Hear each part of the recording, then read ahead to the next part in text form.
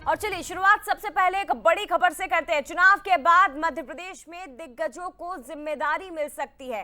काम और त्याग का हाईकमान इनाम देगा, जिसके संकेत पूर्व में ही मंच से बीजेपी के सीनियर लीडर दे चुके हैं। अब ये महत्वपूर्ण खबर है कि लोकसभा चुनाव के बाद मध्य प्रदेश के नेता जो लगातार चुनाव में डटे हुए हैं, उन्हें बड़ी जिम्मेदारी भी मिलेगी। उनकी त्याग का, उनकी मेहनत का उन्हें फल भी मिलेगा।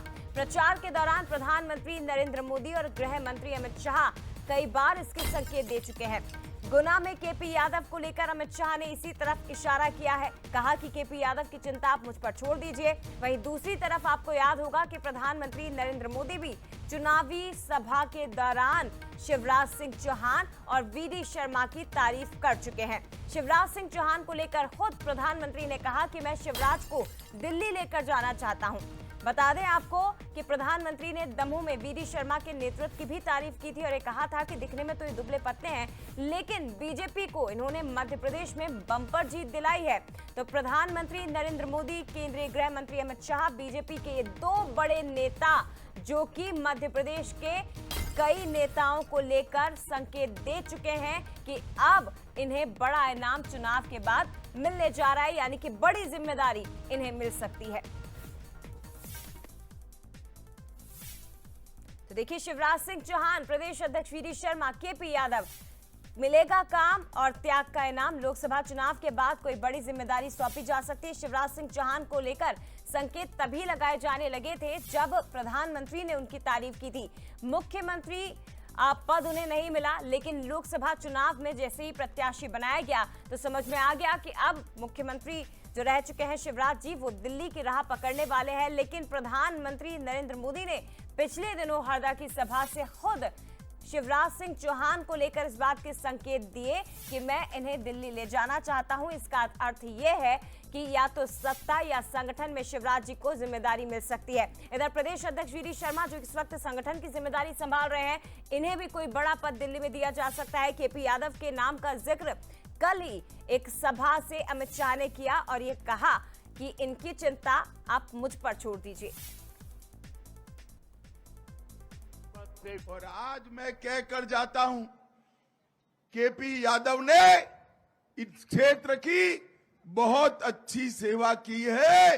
केपी यादव की चिंता मुझ पर छोड़ देना, आपको करने की जरूरत नहीं है।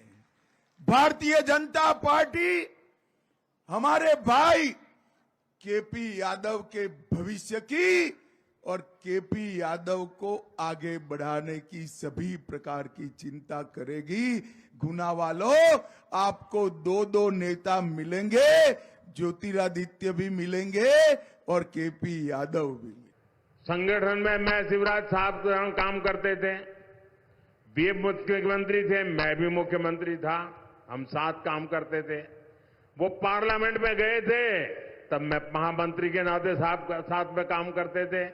अब फिर मैं एक बार उनको ले जाना चाहता हूं और खाजुराहो से हमारी पार्टी के प्रदेश अध्यक्ष विष्णुदत्त शर्मा जी को भारी बहुमत से विजयी बनाना है। और ये विष्णुदत्त शर्मा जी दिखते पतले दुबले हैं, लेकिन उनके नेतृत्व में भाजपा ने इस बार मध्य प्रदेश में नया इतिहास रच दिया है।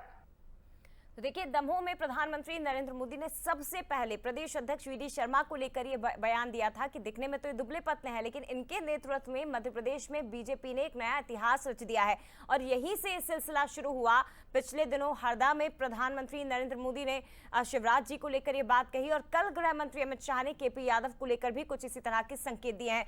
समझने की कोशिश करते हैं, सीधे रुख करते हैं। हमारे साथ एग्जीक्यूटिव एडिटर मनोज सैनी जी इस वक्त जुड़ गए हैं। इसके साथ ही उनके साथ है न्यूज हेड शरद द्विवेदी जी। मनोज जी, शुरुआत प्रदेश अध्यक्ष वीडी शर्मा से हुई और धीरे धीरे श्रृंखला आगे बढ़ी। शिवराज जी को लेकर भी संकेत मिले, कल केपी यादव को लेकर भी संकेत अमित शाह की ओर से दिए गए हैं। यानी कि अब इन नेताओं को लोकसभा चुनाव के बाद एक नई और एक बड़ी जिम्मेदारी के लिए तैयार भी रहना होगा। बिल्कुल जया, देखिए मध्य प्रदेश में लोकसभा चुनाव के बाद बहुत कुछ तस्वीरें बदलने वाली है। इस बात के संकेत जो आप जिन बयानों को दिखा रही वो तो दे ही रहे हैं, लेकिन इसके अलावा भी अंदर खाने से भी ये खबरें हैं। और कल भी जब अमित शाह यहाँ पहुंचे, नेताओं से बात की, तो उन्होंने कहा कि जहां वोट प्रतिशत नहीं बढ़ेगा, जहां वोट ठीक से नहीं डलेगा, वहां के मंत्रियों को तैयार रहना चाहिए, यानी कुछ पर गाज भी गिरेगी। लेकिन क्या वो बड़े नेता, चाहे शिवराज सिंह चौहान की बात करें, बीडी शर्मा, केपी यादव बड़ी चर्चा में रहे हैं जब से टिकट नहीं मिला तब से। और उन्होंने कहा भी था, जब बंसल न्यूज ने उनसे बात की थी, तो उन्होंने कहा था कि मुझे बड़ी जिम्मेदारी मिलेगी, देखिए आप आगे क्या होता है। और कल जब अमित शाह ने कहा तो संकेत बिल्कुल स्पष्ट है कि चुनाव के बाद बहुत ऐसी तस्वीरें बदलने वाली, जिसमें केपी यादव भी होंगे, पूर्व मुख्यमंत्री शिवराज सिंह चौहान भी होंगे, जिसकी तरफ इशारा प्रधानमंत्री ने किया है, और बीडी शर्मा भी एक अलग जिम्मेदारी में नजर आएंगे, उन्होंने कहा भी। मेरे साथ इस वक्त न्यूज़ हेड जुड़ रहे हैं शरद द्विवेदी जी।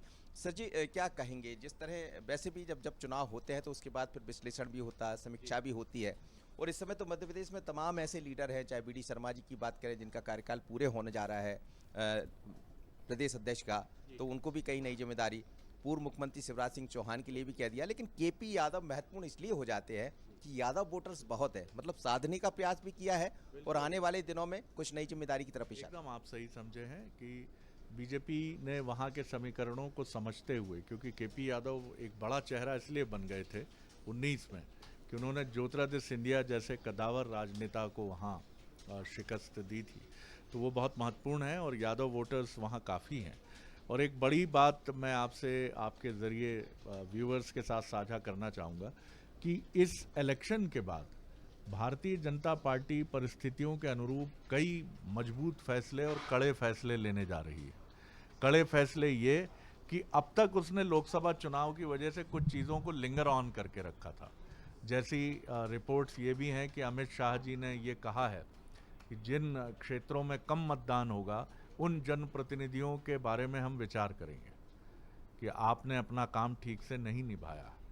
तो इन विधानसभा से लोकसभा के 4 महीनों के बीच में मध्य प्रदेश, छत्तीसगढ़ और राजस्थान, इन तीनों राज्यों में आप पाएंगे कि कुछ ऐसे चेहरे कैबिनेट के जो जिन्हें आए हुए चंद महीने ही हुआ है, वो हो सकता है किसी और जिम्मेदारी की तरफ चलें, और कुछ नए चेहरे आपको यहाँ नज़र आएँ, क्योंकि इसको लेकर वो बहुत टफ हैं।